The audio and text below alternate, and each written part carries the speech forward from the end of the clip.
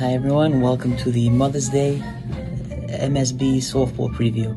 Mother's Day is a great day to play softball, as everybody knows. I wish I was playing this week. Unfortunately, we have a bye. But without further ado, here is a preview of the games. So we'll start with the first game, Bullbusters against Chapo. This game, looking up and down, both teams, I don't think anybody thought Bullbusters would be the team that they are this year. Yankee Itzkowitz, captain, doing an unbelievable job, along with Hank, getting the most out of guys like Aaron Levy, my former batting cage buddy. The guy's batting in 800, 4 extra base hits, leads the league in slugging, unbelievable. Mordecai Grazzi, I was on his team, was not playing the way he's playing now. Shua Danny, who is he? No one ever heard of him. Alan Jamal, by the way, playing center field is an underrated thing, because now what's Yankee Itzkowitz doing? Yankee Itzkowitz, from what I hear, is playing short center field. The team is in first place, 4-0, with Yankee Itzkowitz, their first round slot pick, playing short center field. He can slide into shortstop if he had to. He could play center field if he had to. But he has guys more than capable in Alan Jamal in center, also a former teammate, excellent player. Yumi Gruen, excellent player. He's getting the most out of every single player on this team. Offensively, they're scoring a lot. Defensively, they're holding down very, very solid. And on the other side, they're playing against El Chapo, who didn't think they would be as poor looking as they did in their first week against Lethal Weapon. Looking at their team, they're really not getting much out of anyone except Elliott Mann. Diamond Scenes pitching decent, but not up to par. In that first week, he's going to have to play a lot better against a much better lineup in Bullbusters. El Chapo, sorry, I don't think you'll be winning a game this week. Bullbusters, they're going to win 2 in a crazy fashion. They're going to score 1 billion, 2 mercies possible. That is game 1. So we'll be moving on to game 2 over here. Game 2 over here is Super Smash Bros. Against Lethal Weapon. Both teams who we have played against. I've seen firsthand what both of these teams are capable of. Looking on the mound, you have Yakov Saruya and you have Jackie Schwecke. Jackie Schwecke just has a way of getting hitters off balance with, you could say quick pitching, but I don't even think that's the reason. He comes in a little bit slower than normal. Everyone gets excited. They all pop up. And defensively, after we played them game 1, where they played really, really, really sloppy, they really came together. Their defense really got very tight.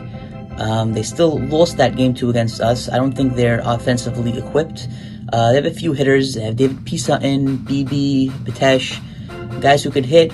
And defensively, they can hold their own. But they're not strong enough to beat who I think is one of the strongest teams in the league in Lethal Weapon. We just played them this week. They scored, I think it was 18 runs in 2 innings against us. We did do them some favors, but you have guys, every guy up and down the lineup can hit the ball hard. Yakov Saruya, Mark Barsano hit towering home runs to the other field, like what BB used to do back in the day. Moseri, 2 line drive home runs. The bottom of their lineup hitting line drives, they had Mars Essis, they had Madnik Sewell. There's no easy outs in this lineup. And defensively, I think their infield is pretty strong. Their outfield's a little bit suspect, but the way Yakov's been pitching also, everyone knows Yakov. Yakov, you're my favorite player in the whole league. He's been getting guys to just pop up, just like Jackie Schwecke's been doing. I think the offensive power on the Surui team and the Chaz team is going to way overpower Super Smash Brothers. I don't see a split here. I do see another convincing sweep from Lethal Weapon of Super Smash Bros. Moving on into our final game of the week, we have Morty Shrem's Jokers against Dan Braun's Mamba Mentality. We'll talk first about Dan Braun's team. There's a lot of unknowns on the team, so I can't really say much about them.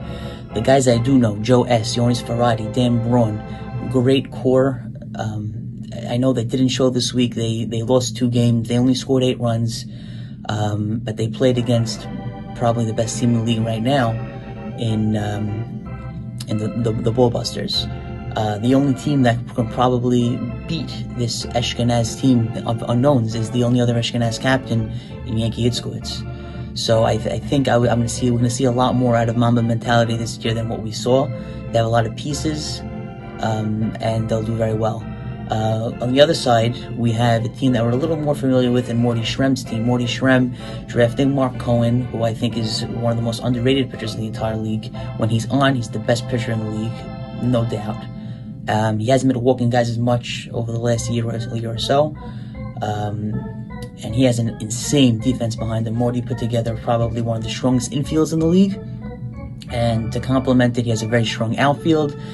In the infield, to have Morty, to have Richter, another insane shortstop, playing third base, and to have his brother Mark playing first, have Harari playing second base, have Dweck up the middle. That infield is very, very hard to get the ball through, and Mark Cohen is a ground ball pitcher, so that's probably going to be what's going to hold them alive throughout the entire season.